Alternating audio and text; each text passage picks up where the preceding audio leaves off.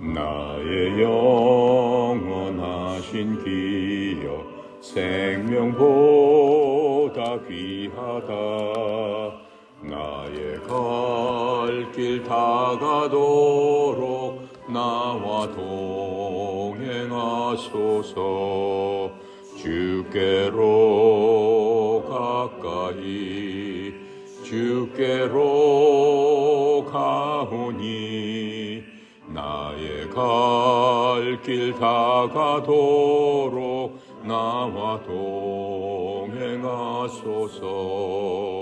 세상 부귀한 일함과 모든 명예 버리고 험한 길을 가는 동안 나와 동행하소서.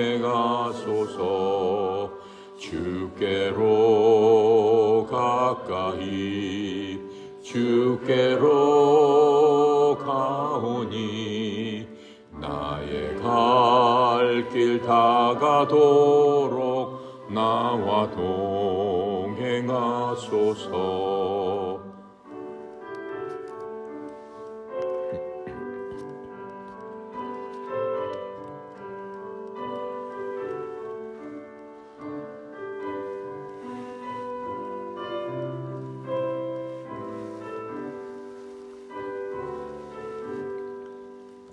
어두운 골짝 지나가며 험한 바다 건너서 천국 문에 이르도록 나와 동행하소서. 주께로 가까이 주께로 가오니 나의 갈 길 다가도록 나와 동행하소서.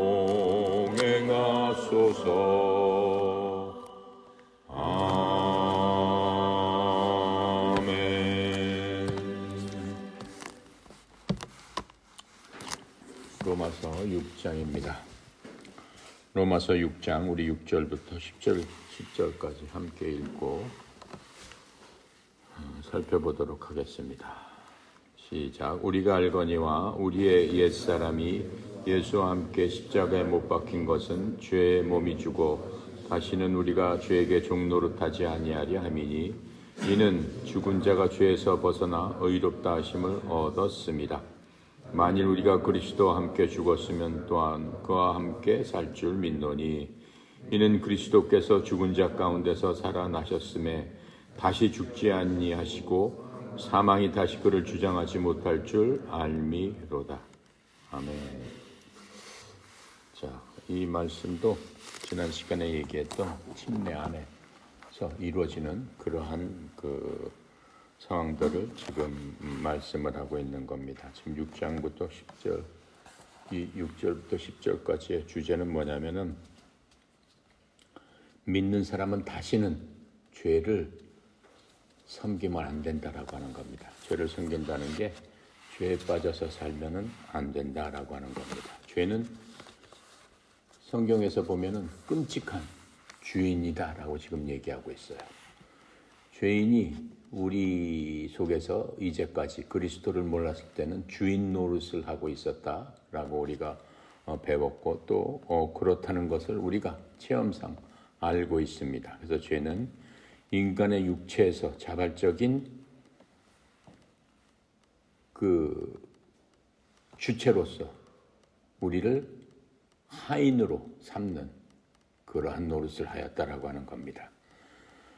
몸이라는 것은 뭡니까? 몸 자체가 죄가 있는 것은 아닙니다. 몸은 뭐예요? 중립적인 상태에 있습니다. 내 몸이 어디로 가느냐, 좌측으로 가느냐, 우측으로 가느냐에 따라서 나의 모든 것들이 어떻게 해요? 결정이 난다라고 하는 겁니다. 몸은 죄나 하나님 그 둘 중에 하나에 의해서 여러분이나 내 몸이 조절될 수 있다라고 하는 겁니다. 하지만 인간이 회개하지 않고 가만히 있는 사람을 뭐라고 그래요? 그냥 그 상태대로 사는 사람을 성경에서는 잃어버린 사람이라고 합니다. 아니면 실패한 자라고 합니다. 이러한 실패한 그러한 성품은 항상 죄가 활동할 수 있는 그러한 장소를 마련해 주게 된다라고 하는 겁니다. 그래서 죄가 몸을 공격함으로 말미암아 죄가 우리의 몸을 조절할 수 있다라고 하는 거예요. 우리의 몸을 자기의 하인으로 만들어서 자기 멋대로 할 수 있다라고 하는 겁니다. 바울은 이 문제에 대해서 로마서 7장 18절에 이렇게 표현하고 있어요. 내 안에 곧 내 육신 안에 선한 것이 거하지 아니하는 줄을 내가 아노니 원함은 내가 있으나 선한 그것을 어떻게 행할지는 내가 찾지 못하노라. 바울이 누구예요? 바울이 하나님을 직접 만난 사람이고 어떻게 한 사람이에요? 하나님 그 성령님을 통해서 성경을 이렇게 많이 쓰고 교회를 가는 곳곳마다 세웠던 사람이죠. 그러한 바울도 지금 이렇게 얘기를 하고 있는 거예요. 그래서 많은 이 사실을 바울이 얘기를 해주고 있는 거죠. 옛사람 뭐예요? 옛사람, 우리의 옛사람은 뭐예요? 예수 그리스도를 믿기 전에 내 마음대로 죄 가운데 살았던 바로 그 옛사람이 이제는 어떻게 됐다는 거예요? 그리스도와 함께 십자가에서 죽어서 몸은 죄에 대해서 어떻게 됐다는 거예요? 더 이상 죄가 우리의 몸을 조절하지 못한다 라고 하는 것들을 지금 6절부터 10절까지 전반적으로 얘기하고 있는 겁니다. 6절에 보겠습니다. 우리가 알거니와 우리의 옛사람이 예수님과 함께 십자가에 못 박힌 것은 죄악의 몸이 멸하여 다시는 우리가 죄에게 종노릇하려 하지 아니하려 함이니 예수 그리스도와 함께 우리가 믿는 순간에 우리의 옛사람, 우리의 몸은 십자가에 못 박혀서 그리스도와 함께 십자가에 못 박혀 죽었나니 이렇게 우리가 고백하고 있습니다. 갈라디아서 2장 20절 여러분 다 외우고 바로 그것을 고백했잖아요. 그래서 옛 성품은 사실은 죽은 거예요. 근데 체험적으로 우리가 몸을 갖고 사는 동안에 계속적으로 그 옛 성품이 나를 갖다가 죄 가운데로 이끄는 거죠. 내가 계속 얘기하지만 우리가 갖고 있는 오관을 통해서 세상과 접해 있음으로 말미암아 이 세상은 하나님과 원수된다라고 하나님께서 말씀하고 있는 겁니다. 하나님과 원수되는 것이 세 가지가 있다고 그랬죠. 첫 번째는 옛사람, 우리 속에 있는 옛 본성, 죄성, 그게 하나님과 원수되는 거예요. 하나님은 그렇게 만들어 주시지 않았는데 마귀를 통해서 죄성이 우리 속에 들어와서 우리의 성품이 죄를 선호하는, 하나님 보시기에 죄를 좋아하는 그러한 자들이 됐다라고 하는 거예요. 그게 죄성이고, 두 번째로는 뭡니까? 이 세상이죠. 이 세상의 주인은 누구라고 했습니까? 마귀라고 했습니다. 하나님이 이 세상의 주인이 아니셨어요. 하나님께서 주인이시지만은 이 세상을 그냥 버려두신 바로 그 상태, 쓰레기통 같은 그 상태다 이거예요. 물론 그 모든 것들은 하나님께서 만드셨습니다. 하지만 하나님께서 내버려 두시는 그 상태에서 누가 활개를 친다는 거예요? 마귀가 활개를 친다는 거예요. 그래서 이 세상은 마귀가 공중 권세를 잡고 사람들을 좌지우지하는 그러한 세상 가운데 여러분과 내가 지금 이 자리에 살고 있는 거예요. 그건 어쩔 수 없는 거죠. 그리고 마귀가 정죄받고 하나님 앞에 영원한 심판을 받고 이 땅은, 이 마귀가 지배했던 이 땅은 어떻게 된다고 그랬어요? 종이가 불타서, 종이에다 불 붙이면 어떻게 오그라들죠? 불이 확 타면서 사그라들어서 재가 돼버리죠. 그렇게 이 세상은 되고 하나님께서 여기에 새 하늘과 새 땅을 만들어 주신다고 했습니다. 자, 그리고 또 하나는 뭡니까? 또 하나는 마귀예요. 마귀 자체가 우리를 공격해요. 특별히 누구를 공격해요?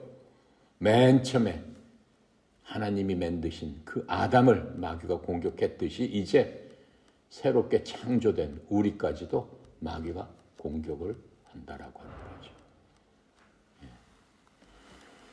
자, 그래서 지금 우리가 알거니와 이렇게 얘기했습니다. 우리가 알거니와 뭘 안다는 거예요? 우리가 이미 아는 건 뭐예요? 옛날 아담 안에 있었던 그 육체에서 태어난 타락한 옛사람과 성령님으로부터 여러분과 나는 태어났습니다. 태어난 그리스도 안에 있는 새 사람을 안다라고 하는 거예요. 우리 자신의 두 사람을 알고 있다. 여러분 알지 않냐라고 하는 거예요. 그러니까는 너희들이 알거니와 내 속에 있는 옛사람이 그분과 함께 십자가에 못 박힌 바로 그것은 죄의 몸을 어떻게 해요? 멸해서 죄의 몸을 없애버려서 이제부터는 우리가 죄를 섬기지 아니하게 하려 합니다. 우리가 십자가에 못 박히고 한 이유가 뭐예요? 죄의 몸을 더 이상 우리의 몸이 죄로 질질 끌려다니지 않게 하기 위하여 우리를 죽인 거 아니냐라고 지금 말씀하고 있는 겁니다. 그래서 옛사람은 어때요? 절대 변하지 않습니다. 옛사람은. 우린 구원 받았지만은 그 옛사람은 절대 변하지 않습니다. 무슨 얘기냐면은 하나님께서 2000년 전에 옛사람을 그리스도와 함께 십자가에 못 박으셨죠. 우리의 옛사람을 십자가에 이미 못 박았습니다. 못 박으시고 또 모든 것을 끝내셨다고 그랬어요. 모든 것을. 죽음으로써 모든 게 끝나는 거예요. 내 몸이 죽으면 다 끝나는 거예요. 이렇게 끝내셨기 때문에 내가 할 일은 하나님이 하신 일을 믿기만 하면 되는 것이다. 그게 우리가 해야 될 일이다라고 하는 거예요. 그러니까 나는 어때요? 이미 2000년 전 갈보리에서 예수 그리스도와 함께 십자가에 못 박혀 죽은 자입니다. 내가 자꾸 죄악의 길로 가고 싶고 내 육신이 나를 어떻게 해요? 세상 일로 유도할 때마다 나는 그 고백을 해야 된다라고 하는 거예요. 그 고백을 끝까지 그 고백을 굳게 붙들어야 된다라고 하는 거예요. 그래서 이 6절은 우리의 새로운 신분이 어떻다라고 하는 것들을 우리한테 선언적으로 말씀하고 있는 거예요. 그러니까 여러분들이 내 신분은 어떤 사람이다라고 하는 것들을 분명히 알아야 돼요. 그래야지만 내가 권리를 주장할 수 있어요. 내가 왕자면 왕자답게 권리를 주장할 수 있어야 된다라고 하는 거예요. 그것을 모르면은 왕자가 거지처럼 살 수밖에 없는 거예요. 그러니까는 분명히 알아야만 된다라고 하는 거예요. 또 우리가 이 말씀들을 체험으로 얻을 수 없어요. 지금 이 성경 말씀을 내가 십자가에 못 박혔다 어떻게 체험을 하겠습니까? 여러분 체험할 수 없어요. 그건 오직 믿음으로. 그렇죠? 믿고 여기고 알고 깨닫고 함으로써 그게 여러분 것이 된다. 하나님께서 약속하셨기 때문에 우리는 그것을 믿을 수 있습니다. 그래서 우리 실제 삶에서 옛사람이 체험적으로 우리가 그렇게 했을 적에는 나타나게 되는 경우가 있는데 그럼에도 우리는 하나님께서 하신 사실을 믿어야만 합니다. 구원받아도 육체가 있는 한은 육체가 좋아하는 대로 따라서 가요. 그건 어쩔 수 없다라고 하는 겁니다. 자, 그래서 로마서 지금 6장, 7장 또 7장은 우리가 구원받은 이후에 어떠한 삶을 매일매일 살아야 되느냐라고 하는 거죠. 어떠한 생각을 가져야 되느냐라고 하는 걸 알려주는 거죠. 어떠한 믿음을 가져야 되느냐라고 하는 것을 알려주는 겁니다. 그것을 성화되는 과정이다라고 얘기하는 거예요. 거룩하게 돼가는 과정이다라고 얘기하는 거예요. 예수 믿었다고 그래서 오늘 내 믿었으니까 이 모든 것이 다 끊어지고 육체에 대한 모든 세상에 대한 모든 것이 한꺼번에 다 끊어져서 바로 성화가 된다. 그럴 수는 없다라고 하는 거예요. 왜요? 우리가 육체를 갖고 살고 있기 때문에 안 된다라고 하는 거예요. 육체가 구속을 받는 그날까지 우리 영은 새롭게 돼가지고 다시 살아나서 새로운 사람으로 태어났지만 우리 몸은 구속받는 그날까지 우리의 몸이 영화롭게 되는 그날까지 이 육신의 어떠한 유혹 이런 모든 것들이 없어지는 그런 순간이 있다라고 지금 성경은 말씀해 주고 있는 겁니다. 그날까지 매일매일 어떻게 해요? 그렇게 따라가려고 노력하면서 의지적으로 노력하면서 우리가 이겨내야 된다라고 하는 겁니다. 구원에는 세 가지가 있습니다. 여러분 첫 번째로는 옛사람에서 새 사람이 되는 구원. 여러분이나 그것은 이미 다 받았습니다. 둘째 구원은 뭡니까? 새 사람이 된 이후에 죄의 권세로부터 벗어나는 구원. 그것도 받았죠. 더 이상 죄가 여러분을 지배하지 못한다라고 하는 겁니다. 세 번째는 뭡니까? 죄 자체로부터 벗어나는 구원이 있다라고 하는 거예요. 우리는 구원받아 영적으로 새 사람이 됐지만은 육체 안에 갇혀 있기 때문에 항상 그런 유혹에 시달린다라고 하는 거예요. 그런데 세 번째 구원은 죄 자체로부터, 그런 유혹 자체로부터도 완전히 벗어나는 그런 구원이 있다라고 하는 거예요. 그것을 영화라고 하는 겁니다. 영화라는 그런 과정이 되는 것은 우리가 그리스도와 똑같이 되는 거예요. 그래서 우리가 1장부터 5장까지는 믿음으로 구원받았다라고 하는 칭의의 교리에 대해서 설명을 했습니다. 칭의의 교리에 대한 그 로마 교회 유대인 성도들의 반응을 세 가지로 지금 얘기하고 있었죠. 첫 번째, 은혜를 얻기 위해서 더 많은 죄를 지어야 되지 않겠느냐. 그건 우리가 설명을 했던 거죠. 두 번째, 율법 아래 더 이상 속해 있지 않다면 마음대로 살아도 괜찮지 않은가. 그렇게 또 그 사람들이 생각을 하면서 잘못된 생각을 가졌다라고 하는 겁니다. 그것도 설명을 했습니다. 세 번째, 율법이 사람을 못 살게 하는 그러한 게 하는 거니까 율법이 그러면 죄냐, 이런 그 사람들이 생각을 했었다라고 하는 거죠. 그게 아니다라고 설명했습니다. 그래서 구원받은 성도가 구원받은 이후에는 두 가지 극단적인 모습을 우리가 볼 수 있습니다. 첫 번째로는 죄가 없는 완전한 모습이 될 수 있다는 주장.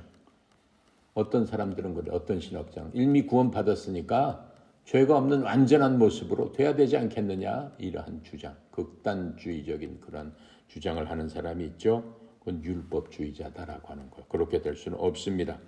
왜요? 요한일서 1장 10절에 보니까 이렇게 설명해 주고 있어요. 구원받은 사람이라도 만일 우리가 죄를 짓지 아니하였다고 말하면 우리가 그분을 거짓말하는 분으로 만들며 또한 예수님의 말씀이 우리 속에 있지 아니하니라. 구원받았다고 해서 나는 죄를 짓지 않는다, 그렇게 얘기할 수 없다라고 하는 거예요. 그렇게 얘기하는 사람은 예수님을 거짓말쟁이로 만드는 자다라고 얘기하는 거예요. 왜요? 우리 육신은 아직 구속받지 않았기 때문에요. 우리의 영은, 죽었던 영은 예수를 믿음으로 말미암아 여러분이 다시 살아나서 하나님을 알고 하나님의 말씀을 깨달아 알 수 있고 하나님의 말씀을 사모하는 심정으로 변했지만은 육신은 아직 안 그렇다라고 하는 거예요. 세상에 속해 있기 때문에. 두 번째로는 어떤 사람이 있냐면 죄를 짓는 것을 정당화하는 경우가 있어요. 요한일서 2장 1절에 보니까 이렇게 얘기를 하고 있습니다. 나의 어린 자녀들아, 내가 이것들을 너희에게 쓰는 것은, 지금 이것은 요한이 죽기 전에 성도들한테 쓴 거예요. 너희가 죄를 짓지 아니하게 하려 함이라. 만일 누가 죄를 지어도 우리에게 아버지와 함께 계신 변호자가 계시니 곧 의로우신 분 예수 그리스도시니라. 요한이 그렇게 얘기했잖아요. 구원받은 사람이라도 죄를 짓는다라고 하는 거예요. 하지만 걱정하지 말아라. 왜? 이미 구원받아서 어디로 가는 거예요? 천국으로 가는 자들에게는 너희들을 변호해 줄 변호인 누가 있다? 예수님이 계신다라고 얘기해 주는 거예요. 아버지, 제가 죄를 졌어도 용서해 주세요. 육신이 연약해서, 마음은 그렇지 않은데 육신이 연약해서 잠시 미혹에 빠졌습니다. 저렇게 회개하고 주님께 돌아가지 않았습니까? 쟤네들은 하나님의 자녀가 아닙니까? 용서해 주세요. 그렇게 해서 용서를 받는다라고 지금 얘기하고 있는 겁니다. 자, 그래서 죄의 몸을 우리가 멸한다는 말은 완전히 그냥 죄를 몸을 갖다 없애버리면 어떻게, 몰살시키면 어떻게, 그 얘기가 아닙니다. 예. 죄의 몸을 멸한다는 것은 우리가 죄악에서 어떻게 하지 못하게 한다는 거예요? 활동하지 못한다라고 한다는 거예요. 효과가 없게 한다라는 거예요. 그래서 이 말은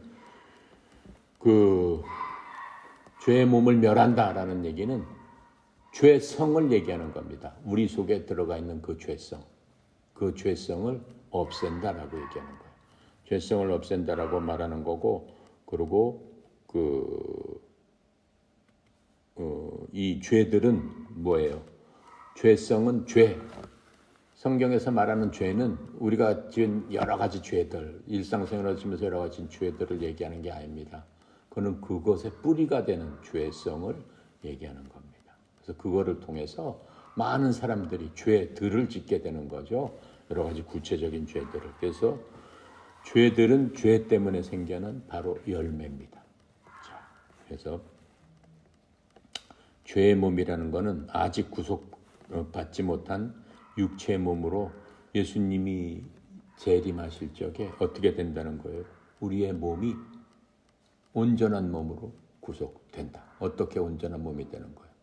세상의 유혹, 근심, 걱정, 염려 이런 것 모든 것들이 사라지게 되는 그러한 온전한 몸으로 우리가 변하게 된다.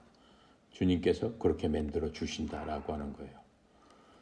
그때까지 우리는 죄 몸 안에 있는 겁니다. 그건 어쩔 수 없는 거예요. 그래서 우리는 구원을 받았지만 죄를 짓게 되는 거고 또 병이 들게 되는 거고 또 우리의 몸이 썩어질 수밖에 없다라고 지금 말하고 있는 겁니다. 로마서 7장 24절에 보면은 바울이 이렇게 얘기하고 있어요. 자기 스스로에게 나는 비참한 사람이로다.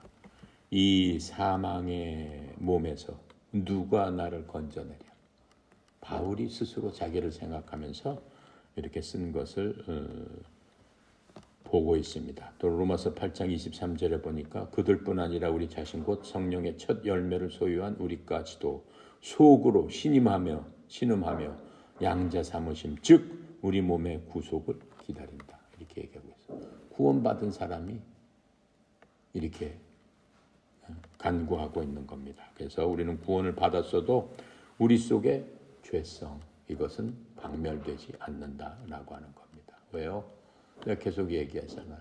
우리의 몸이 이 세상과 살면서 오관을 갖고 살 수밖에 없는 그러한 구조로 되어 있기 때문에 어쩔 수 없다라고 하는 겁니다. 자, 그래서 구원받은 사람도 이 죄의 본성을 완전히 없애는 것은 불가능한 일임을 로마서에서 알려주고 있습니다. 그래서 우리가 이 로마서 이제 7장을 보면은 거기에 대해서 자세히 설명을 해주고 있습니다. 그래서 우리가 항상 하나님의 말씀을 생각하면서 우리가 가져야 될 게 뭐예요? 가져야 될 게 내 자신이 어떠한 위치에 있는가 하는 것들을 온전히 깨달아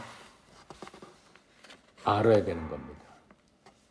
구원은 첫 번째가 알아야 되는 거예요. 예, 그냥 알지 못하고 그냥 어떻게 해서 구원 받았습니다.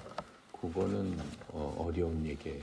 그리고 조금만 여러 가지 일들이 생기면은 그러한 구원은 어떻게 돼버려요? 모래에 지은 성 같다고요. 그냥 무너져 버리고 그냥 사라져 버릴 수도 있다라고 하는 거예요. 근데 그건 실제로 따지면 그것은 구원이라고 볼 수는 없는 거죠. 구원 받은 사람은 절대로 무너지거나 없어질 수가 없는 거죠. 한번 구원을 받았으면은 죽는 날까지 하나님 앞에 가는 그 날까지 영원히 살고 영원히 어떻게 되는 거예요? 생명을 갖고 있는 거기 때문에 절대로 무너질 수 없다라고 하는 겁니다. 자, 그래서 7절에 보면은 이제 이는 죽은 자가 죄에서 벗어나 의롭다 하심을 얻었습니다. 무슨 얘기예요? 예수 그리스도와 함께 우리가 십자가에서 죽었습니다. 죽은 건 뭐가 죽었다고 얘기한 거예요? 우리의 옛사람, 우리의 죄성이 그리스도와 함께 십자가에 죽었고 묻혔다가 그리스도와 함께 다시 살아났습니다. 다시 살아났을 때 우리는 새로운 창조물이 됐다라고 하나님께서 선포를 하셨어요. 너는 더 이상 옛사람이 아니고 새로운 창조물로서 내 아들, 딸이 됐다라고 말씀해 주셨다라고 하는 거예요. 하지만 그 괴리가 있는 거예요.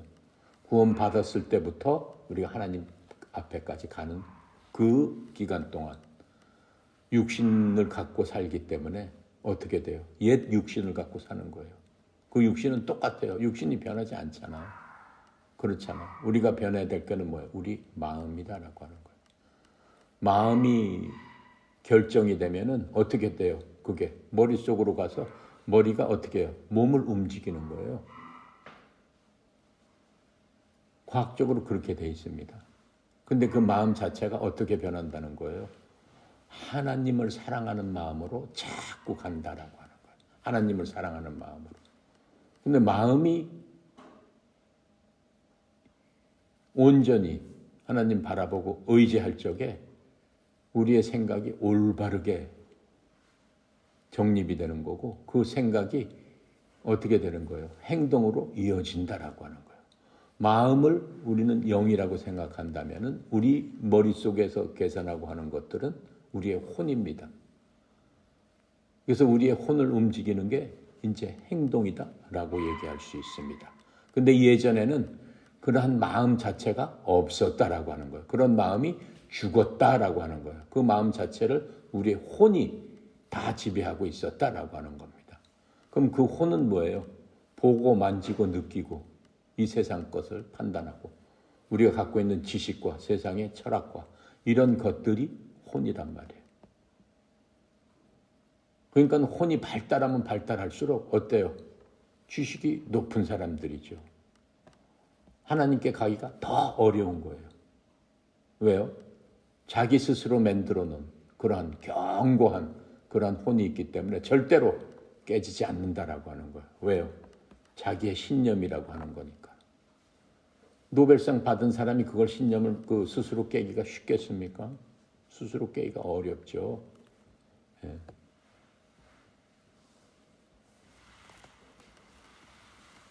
노벨상 받은 사람이 과학자가 그 생물학자가 진화론에 대해서 자기는 믿을 수 없다라고 그랬어요. 예. 그건 말이 안 되는 얘기다. 믿을 수 없다. 과학자로서 절대 그건 용납될 수 없다. 용납될 수 없다는 것을 자기는 확실히 안다. 이렇게 발표를 했습니다. 하지만 나는 하나님을 믿지는 않겠다라고 얘기했어요. 왜? 나는 과학자니까.